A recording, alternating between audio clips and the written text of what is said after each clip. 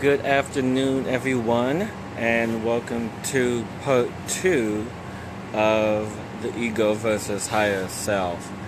And I'm just going to take a moment here before I begin to invite a few people into this particular gratitude session just to follow up from last week.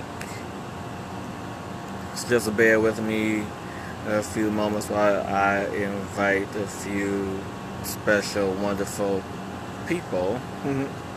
Hope that you guys are enjoying your Sunday so far and just taking a little time for yourself, because that's what's most important, is taking time for you and who you are and what it is that you are doing here now today in this moment. So just almost done here with a few invites. There we go. Hi Robin, welcome.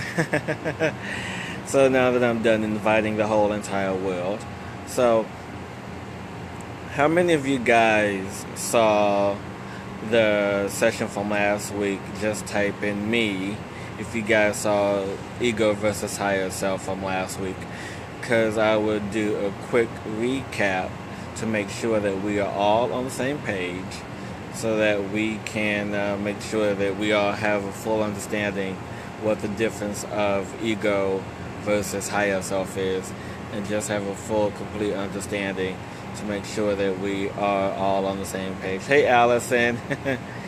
So for those who watched it last week and those who did not,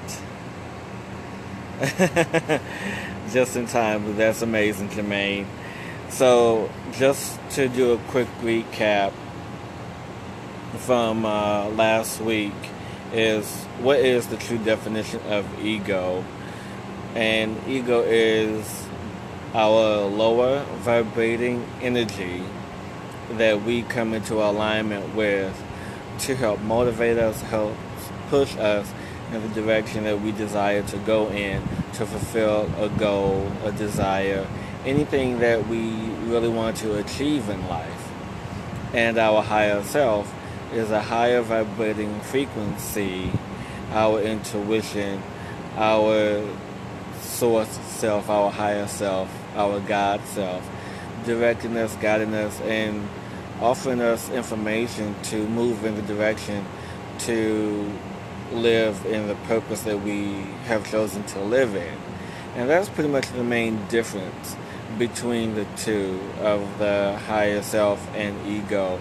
And just know that one is basically a lower vibrating frequency, and the higher self is obviously the higher vibrating frequency, and acknowledging where you are, what are you doing, and what is the purpose of your mission, your purpose of being here, and what is that driving force that is motivating you to fulfill and accomplish your ultimate dreams, goals, and desires. So there were those who watched last week's gratitude session. Were there anything that you guys wanted clarity on? Because I'm going to go ahead and do a further recap of last week, but I just want to make sure while I'm doing this recap that everyone understood what last week was all about. So if there was any questions, please let me know, and I will go ahead and answer those questions as I do this recap before I go into this week's part two of this week's gratitude session of ego versus higher self. Hello, Muriel. Thank you for joining me. So people also wanted to know from last week and this week, what is the main difference between the ego and how it serves you, and the higher self, and how can you really tell the difference between the two? So pretty much, as I stated before, ego is a lower vibrating frequency that's here to drive, motivate you to accomplish your short-term goals. as I stated last week, the example that I used was if you wanted to be a celebrity, and pretty much you would go to any lengths that you would use to achieve that. Whether if it's contacting the agent or contacting someone who's going to put you in the right direction, and it's like strong desire of wanting and wanting something so bad that you do almost anything desperately to get it. And the ego is when you hear the ego in your subconscious, it's pretty much uses the first pronoun, meaning I, and me, meaning I am in charge of this, and it's me who created all of this. It's me, or I. And that's what you hear in your subconscious when you hear these words, when you hear these, desires that you want to fulfill. And there's a difference, when you create an affirmation. So I'll get to that later too. And when you are creating with higher source or higher self, it is always, you hear the second pronoun, meaning we.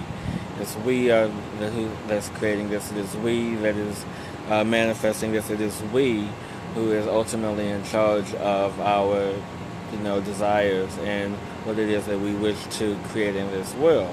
So it's always we and not me or I. So we all pretty much understand, and how the frequencies and the vibrations of the ego and higher self work, and how we can understand and differentiate between the two when we are in connection with that energy, because it's ultimately us who is in charge of that connection, and the connection being, what our heart is in alignment with, because we can only allow what we are in alignment with. Does that all make sense to everyone? If so, just type in yes. If it all makes sense, just type in yes. And that's pretty much what I want to make sure, because it's very important to me that we are all understanding what this is before I move on into part 2, because part 2 may get a little confusing, and I'll try to do my absolute best to make it all clear as we move forward into part 2. So, welcome to part 2 of Ego versus Higher Self. And part of this particular gratitude session was inspired by a friend, Carrie. If you're on here, just say hi, but I don't think you made it on yet. But this was inspired by her and a quick little discussion that we had yesterday via Facebook. Oh, just in time, Carrie. Just in time.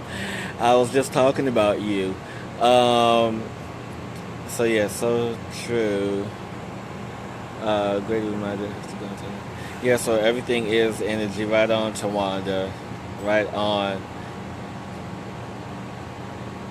Yes, exactly. So, we all, and the thing is, that's, a term that I've been having, not term, but word I've been having difficulty with as of late, and it's the term work. And I can thank Rocky for that, because what it is that we're doing is not necessarily work, as Abraham Hicks, or Esther Hicks, channeling Abraham, has put it. It's how she puts it in the art of allowing. And work is allowing or disallowing what it is that we want to come through and manifest.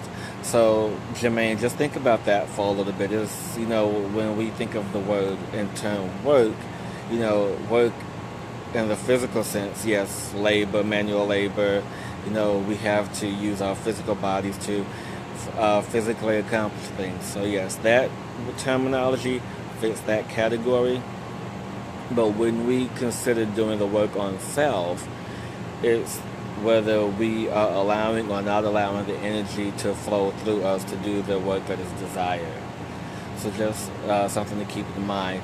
And going back to the starting of part 2 of this week's gratitude session.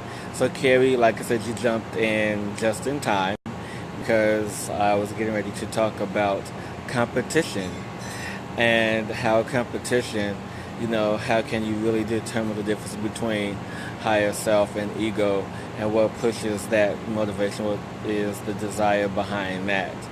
Because it's kind of like a necessity, because when you think of, especially if you are spiritually evolved and you have, all this spiritual energy and spiritual this and spiritual that, all these spiritual gurus, because I don't consider myself a guru. I really don't. I just consider myself someone who's doing the work or allowing, just like everyone else. So when we think of the term competition, we typically think of, sports or rivals or someone who pushes us and motivates us to be our absolute best. So when we come to a place to accept that the competition that we have that's within us, we have to start with self. And the competition, who we are and what we do and what we want to accomplish, is self-motivated. But yet, at the same time, let's say for someone, take the Olympics for example, because, Olympics was a big thing. And so you have other motivating forces on the outside of you that desire to be their best, but you know that you are better than anyone else, and what's a better way than to prove you're better than someone else than by beating the person who's driven you to be your best. And with that being said, it's like, who's really driving you? Who's really motivating you? Is it the person standing next to you in the lane you're getting ready to run a 100-meter dash? Is it someone on the opposite side of the field getting ready to score a touchdown? Is it someone who is, on the court getting ready to make a basket? Is it someone else, on the other side, volleying with a volleyball or playing tennis? What is it that really drives you guys? And I really would like to hear, who's your biggest competition? Who do you feel is your biggest competition that is the motivating force, the driving force behind what it is that you do? Because you really have to look within yourself to truly understand that there really is no such thing as competition. It's just only the allowing of the energy and the driving force that's allowing you, or that you allow, to be your absolute best.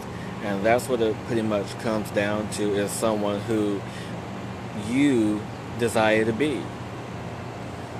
And that's what it comes down to. Who? Yes, exactly. There is none. I love it, Tawanda. There is none. And the competition only manifests itself in physical form to challenge you as an individual to be who you have chosen to be here and now, in this space, in this time, in this energy, to create. And this works one of two ways. So one way that it works is that you physically manifest the person and environment or situation to have an opponent, a rivalry, if you will. And you were the creation of this. You allowed this, you brought this into your own energy to push you, to drive you, to motivate who you are as an individual to be your best. And the only way for you to feel that and to understand that is the physical manifestation of this situation and this opponent, this rivalry that you have created. You all with me so far? Just type in yes if you guys are with me so far, because I just want to make sure that we're all together before I keep going. Yes, exactly, Tawanda. We are our own gurus. So, just continuing on. So now that we understand that we are the ones who manifest the situation, that we are the ones who manifest the opponents and rivals, to push ourselves to be our absolute best. And this is on a lower vibrating frequency. This is the only way we know how to conduct and measure our growth in the physical plane, is by beating someone else that we once thought that was unbeatable, that we couldn't beat before. And I'll take an example of my own personal life, which I haven't done in a while. These are fun. So when I was in high school, all 4 years I was in high school, I was the fastest kid in the school. The fastest kid in school. No one could beat me in a flat-out race. They can beat me in long distance, but when it came to short sprints, I couldn't be beaten, period. Everyone in the school always wanted to challenge me. People on the basketball team, other people on the track team, they all wanted to challenge me. So I was like, okay, very confidently I accepted everyone's challenge, because I knew that no one could beat me, period. I was it. And so there was one day where this freshman came and he enrolled, and one day, it's like, he joined the track team, and he was like me. He was like, squirrely, skinny, very bold and brash kid. It's like, yeah, I think I could beat you. So one day we had a flat-out race, and I lost. I lost my first race to a freshman, and I was, I think, a junior. And I then realized, I'm like, okay, I get it. I can't always be the fastest. I can't always be the best. And I have to learn to share this title of being the best with someone else. I have to learn how to understand what this moment meant. And it wasn't until later where I discovered, I was like, we raced multiple times, and I realized that the longer the distance, the better chance I had, because I had not only speed, but also had experience on my side. So there was one day we raced again. Ended up beating him because the distance was a bit longer, and he couldn't maintain his top speed as long as I could. So I'm like, the longer it goes, the greater the race is in my favor. So you also have to think about what goes in your favor. What is the purpose? What is the experience that you create to measure yourself with and measure yourself by? So when we think in terms of competition, we have to look in terms of measurements and measure everything by everyone by whose standards, though. Whose standards are you truly measuring yourself by and with? And this is where we direct ourselves to our higher self. And we pose the question to, how well am I doing, and how well is my life progressing? Am I on the right path? Is this what I'm supposed to be doing? And we pose all these questions out there into the universe, only to receive the answers back. And sometimes the answers show up, sometimes they may not. But the question is, when they show up, are we ready to receive the answer which is the truth? The truth for who we are and what we're doing and where we're going here in this space. So we have to look at that as well. So when our higher self looks at the competition of self, looks at our growth, because that's what competition is. Competition is basically is a measurement of our own personal growth. And it manifests physically when we allow the situation and opponents to show up for us to measure who we are as an individual. And then our higher self also allows for us to really look within and prepares us to receive the information, the knowledge, and wisdom to measure ourselves by. So we have to really, really, really, really think about that when we put the energy out there, because when we allow for this energy of competition to manifest, then what is it really saying about who we are and the point of attraction that we have developed that time in our life? So, yeah, so are there any questions so far, you guys, about allowing and the measurement and why competition shows up in our lives? Because competition is not just, oh, I got to beat this person or I got to be better than this person. And it's not about the fear that someone is going to be better than us. It's about the fear of how bad we are, or the fear that we are not truly measuring up to our own potential.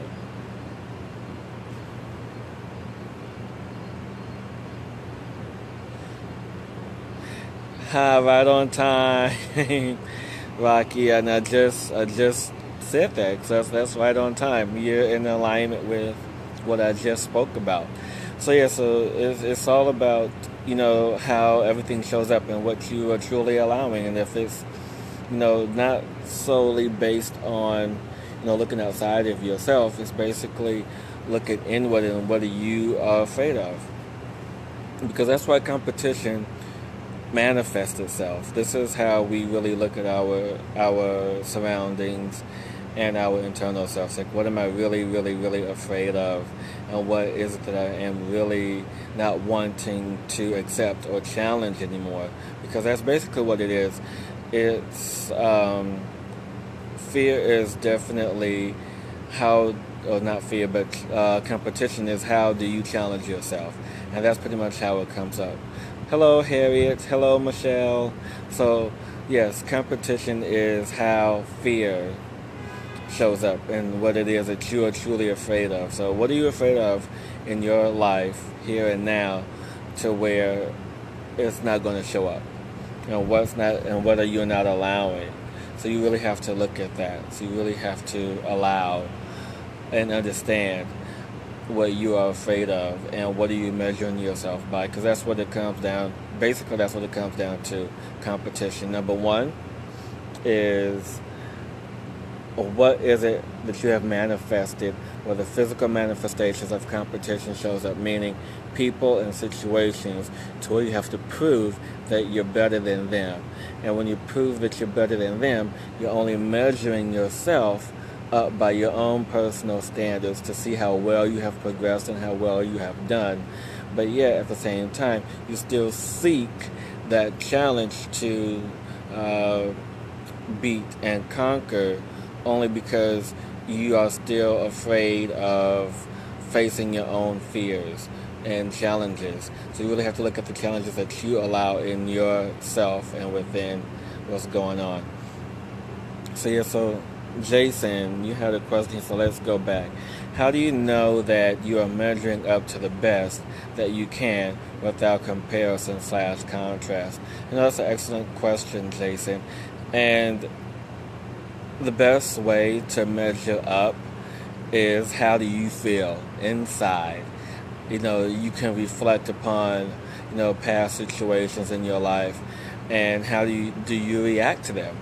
And do you react differently to certain situations and hoping that you're going to receive a different outcome? Or do you still react the same way into the situation? And this is a really good segue into the next step, the next part of the ego versus higher self. And thank you for that amazing question, because we really have to sit with ourselves and say, okay, this is a new environment, a new situation that I have introduced into my life, but yet I still feel like I am the same individual. So the best way to do that is for you to allow yourself to, look at your past, to look at any records, and to feel the energy that you have created. And if you react the same way, then obviously you haven't changed. But if you have different reactions to any situations, if you have any new energy that's involved, and you act differently, then you have changed. And that's one way that higher self introduces itself into your being, into your world. It's like, hey, you don't need to react in that lower vibrating energy. You can rise above that and see the situation and the energy for what it truly is. And thank you, Jason. That's an amazing question, which is a great segue into the next part of this gratitude session that I thought about last week. And it's real interesting how it came about because I was walking down the street and seeing people on their cell phones and how they are talking to people and how they are reacting to people just astonishes me, and how there is no, oh goodness, what's the word? Discretion when it comes to anyone's personal world or environment anymore because of technology and how it's just really introduced ourselves into our culture. And there was this one woman walking down the street on her cell phone. She was just shouting and screaming, and she was just angry. And I'm like, what has this woman so angry? Why is she just letting her business, her personal life, known in the street? And I thought about it. I was like, she's just angry and upset. She has to prove a point. And this is when we have anger into our lives. And you really can't have anger without the ego.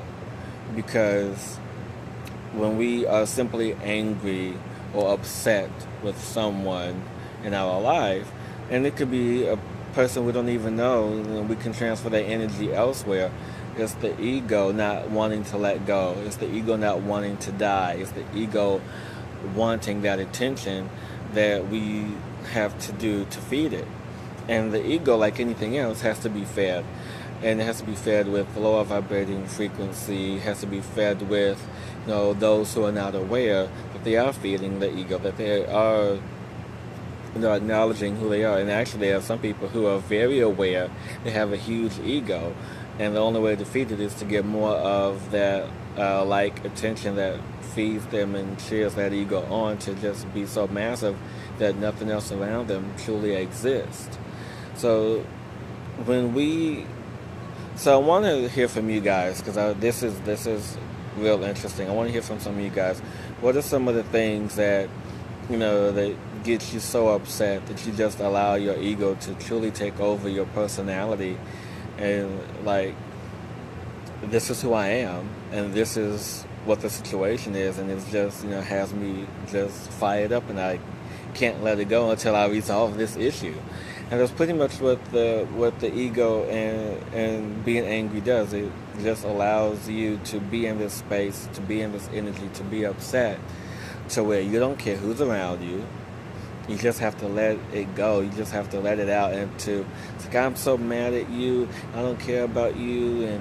And I don't care who knows about my business. I just want you to know that I'm mad at you. And it's, unsettling sometimes when I see people walking down the street, just shouting and yelling on their phone. And it was so funny that it feels like that when some people do get upset, I feel like their ego might be bruised. It's like, how dare you insult me? I'm so much better than that. And when you hear stuff like that, it's like, what do? You can't do anything more than just be in that space, in that energy during that time, until you finally say, okay, I'm done. The ego fizzled out, the anger fizzled out. You just look like, did I just say that? Did I just do that? And it's like you come back to yourself. You have these reactions. Some of them may be of regret. Some of them may be of why did I just do that? Or why did I allow this to get to me? Or why do I allow, such energy, such anger to get a hold of me? And the ego shows up in that form just to let you know that I'm here. I'm human. I'm not leaving you until you change, until you allow yourself a higher frequency, till you allow yourself not to be inflicted by that energy. And that's what the anger and the hurt and the pain really, really, really causes for anyone. So yeah, it was real interesting to see that lady just on the street yelling. And she was like, I just, today was my last day at work, and you're asking me for money and all this craziness. And I mean, you can hear her literally a block away before you even see her. Then I finally saw her, and I saw this woman, so not the type of person that I expected, but her energy was like so overwhelming that there was no one around her when she was walking. So you also have to think of it that way, that when you're angry and when you're so upset and so frustrated, that energy is infectious, and that there's so many people that don't want to be around that because it's so contaminated. So we have to think that when the ego is in play like that, like, what is your awareness? What is your attraction? Why are you in such lower vibrating energy and frequency to allow others to get in your space like that, to cause their energy to be so upset and so disruptive and so impactful and hurtful to anyone else who comes in contact? So yeah, you guys really have to really wonder about that. Yeah. Oh, Robin, what are you saying? I had a boyfriend who learned my pattern and used it when he wanted his way to push his buttons. He used to say he was a big reason that first I dumped him and I started to. Yes. And you know what? Maybe next week I will do a session about the word work. Because like I stated earlier, thanks to Rocky, that I really don't like that word anymore. I may have to get rid of it from my vocabulary when I'm speaking of not physical, of spiritual work. Because work really works when you're talking about, physical labor and things like that. But when you're doing the spiritual work, it's either allowing or not allowing. And that's pretty much what it comes down to. So yeah, you really have to really understand that aspect of it. So let me just double check my notes, make sure I'm not missing anything, because those were the two that I really wanted to cover. So yes, so I think I missed one thing when I was talking about competition, but I just want to make sure that we are all on the same page before I go back, recap, and go on, move forward. Were there any questions about anger and how anger really attaches itself to the ego? Because when you're angry, it's pretty much your ego getting and wanting that attention that it truly desires now, here in its life. And you are feeding it because, someone pushed a button, or someone set you off, or someone said something or did something that was not to your liking, or someone did something that insulted your intelligence, saying, I'm better than that. You can't talk to me in such manner. I'm so-and-so. It just doesn't work that way. But yet, on the flip side of that, we have the calm energy. Yes, can you talk about the most? Yes, I can. So on the flip side of that, we have the higher self, who is when someone is upset or someone is angry and someone's trying to push your buttons, you look at that energy, you look at that space and see it for what it is, and you just remain even keel. You don't let it get to you and allow you to put that out there, to put that energy out there, because once you put that energy out there of anger, everyone kind of looks at you like, what's wrong with that person, or why are they upset? They kind of like, it's kind of off-putting, because like I said, when I saw that woman walking down the street on her cell phone just yelling, it was really interesting to see how there was no one around her. She was all by herself. It was like a big barrier of of anger, all this big wall of negative energy that was around her, and it was just really, really off-putting. And it's like I wanted to run home as fast as I can, because I don't want to be nowhere near that. So it was just like really off-putting. So yes, the emotional guidance system. So I know most of us are aware or know about the emotional ladder, right? Where everything starts with fear and goes all the way up to love. So you have like love, you have fear, anger, doubt, hope, love, joy, love. I forget what they all are, but all the ones in between. And so when you are obviously vibrating at a lower frequency, you have fear. There's a lot of fear involved in every thought, every action that you do, and you wonder if you are even capable of doing the smallest task because of the high level of fear that is set into your psyche, that is set into your mind, that is set into the work that you're doing, or the allowing. So, okay, you guys have to help me out. I'm slowly want to get rid of this word work from my from my spiritual vocabulary. So anytime when you guys hear me say the word work, when I speak about spiritual stuff, say no, stop, say allowing or not allowing. So you guys have to help me out here.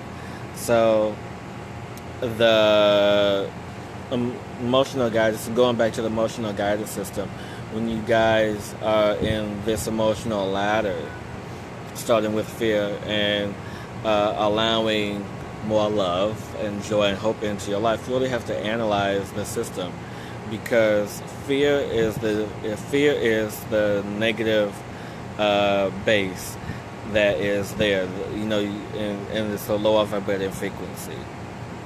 So now you have to work your way up to feeling good, to doing better, feeling better, and that is working your way up to love.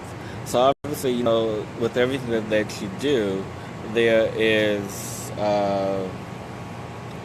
starts off with fear or the possibility of, can I do this, or having hope or doubt. And sometimes people start off in the middle with hope and doubt, saying that I'm right here, there's a possibility of me doing or completing this task. And when there isn't much room for growth, then you can either go up or down. And if you complete this task, if you fulfill your dreams and desires, there's more love, more hope, more joy, more allowing of what it is that you're doing. But if you tend to fail at it, people tend to lose their self-esteem and allow more fear and more doubt to creep into their psyche, not allowing them to fulfill what it is that they want to fulfill, and leaving them in a place of gloom, if you will, of lack of self-esteem, lack of self-confidence, and moving them forward.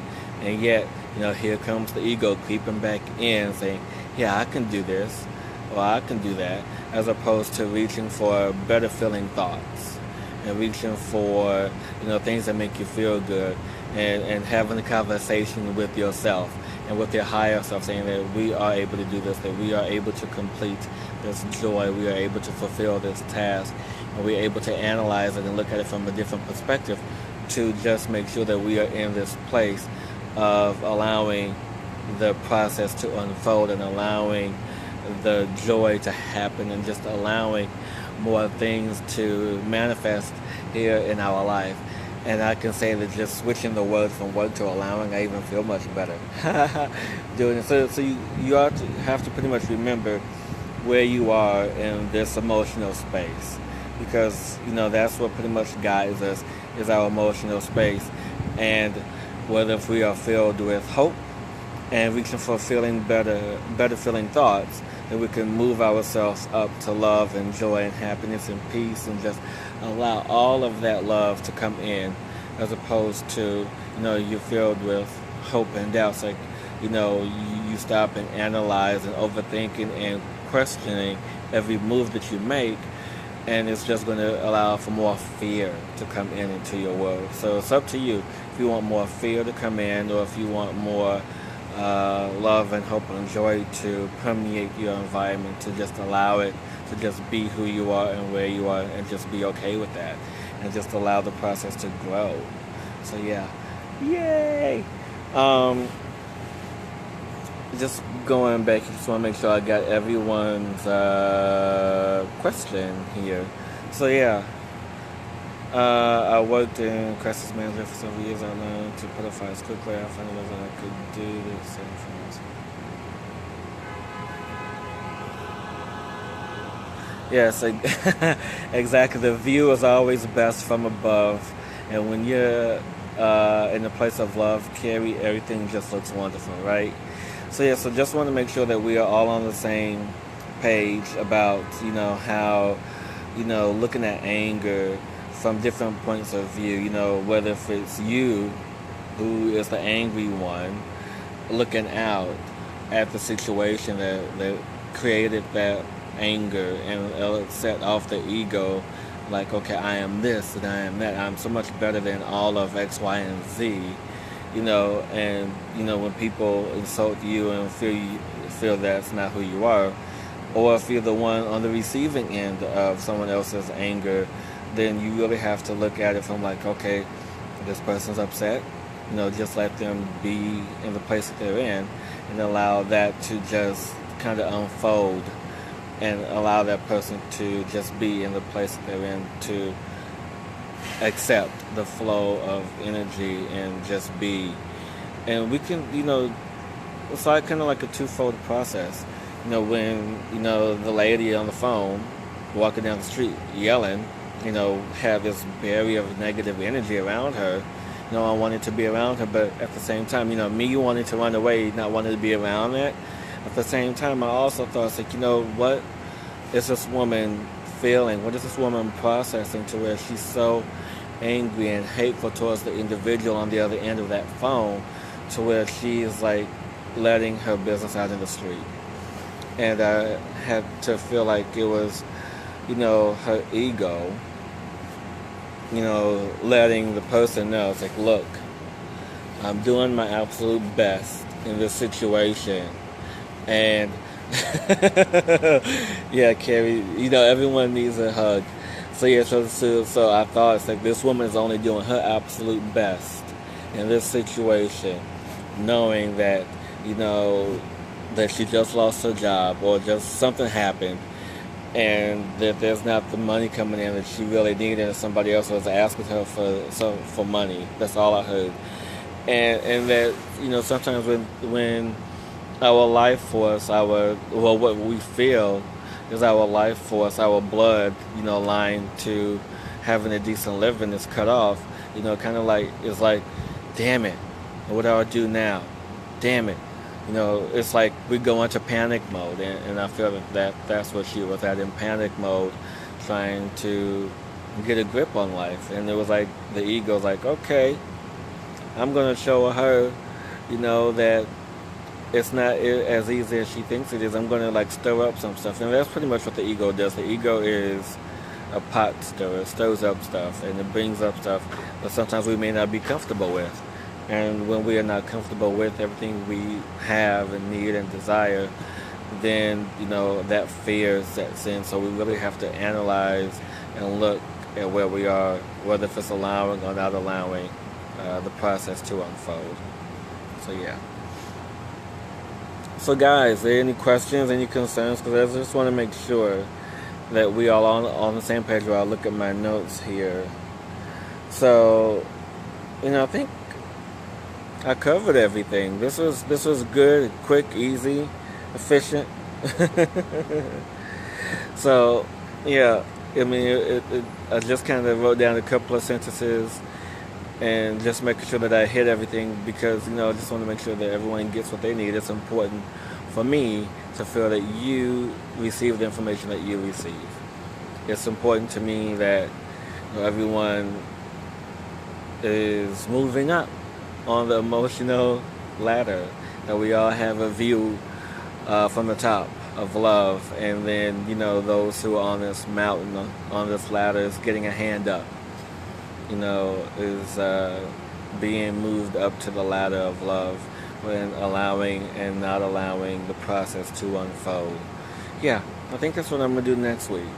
Work and terminology and words, because it's very important in how the words we speak and the words that we use create our existence. So yeah, so maybe that's going to be next week's topic, you guys. Next week's might be about words. Actually, no, it won't be next week. There's no gratitude session next week, guys. So you guys have to wait 2 weeks. You guys have to wait 2 whole weeks for another session with me. Only because next week I will be traveling in Dallas, helping and selling and doing all wonderful things at the Dallas Makeup Show with Rocky. So you guys have to watch this for this week and next week. Oh my goodness, what are you guys going to do without me for a whole week? Kidding, just joking. So yeah, so 2 weeks, you guys, I'll be back here live on Facebook, coming up with new topics, new ideas, new things for us to really move forward in the progression of the not allowing the work that we do, and all the gratitude, goodness, and all the love. But in the meantime, you guys, there's going to be an announcement this week for my gratitude seminar that I'm having here in New York City. So you guys stay tuned for that. So look for an announcement on Wednesday of this week for this amazing gratitude seminar that I'm having here in New York City. If you could come, amazing. If you're already here, that's even better. But I would love to see and meet all your beautiful faces here at the Edgar Cayce Center on August 8th from 10 to 2, where we will talk about gratitude and the law of attraction, how they all work together. And in the meantime, you guys can also, if you don't have it already, you can get it now. It's on Amazon. My book, Awaken with Gratitude. There are 3 versions of it, you guys. There's obviously the paperback. And if you have the paperback and I know you, chances are I'm going to sign it for you. And if I don't know you, let's find a time and place to meet so I can sign it. It also comes in the Kindle version and now the audiobook. So you guys have 3 ways to read and hear the book, which is fantastic, which is absolutely amazing to share with you guys this body of work that is full of love and understanding and where we are and what we're progressing to. So you guys, 2 weeks until you guys see me again, because I won't be available next week. But in the meantime, check out my book, check out my website, hillispugh.com, where you can see all news, all gratitude, goodness, and just, move up that ladder and just look at what it is that you are allowing and not allowing, because whatever you are allowing or not allowing is creating your existence, is creating what you will be here and now. And yes, Robin, if you, my dear, book the seminar before September 30th, there will be a book for you. Yes, so you have to book the seminar before August 30th to receive the book. And I would do a signing after the seminar for those who have the books already and they come with it, or if you purchase the seminar, there will be a book there ready for you to sign, or for me to sign for you. So yeah, so you guys enjoy the rest of your Sunday. Relax, have fun, do what it is that ever pleases you, as I will be doing the same. And see you guys in 2 weeks. Oh. So see you guys in 2 weeks. Until then, have an amazing time and do all the things that make you feel good. And if there are any questions after this is aired, I will be sure to answer every single question, because it is my joy to make sure that everyone has received the clarity that they truly desire to understanding their path, their purpose, with love and appreciation for who you are and what you are doing. So see you guys in 2 weeks.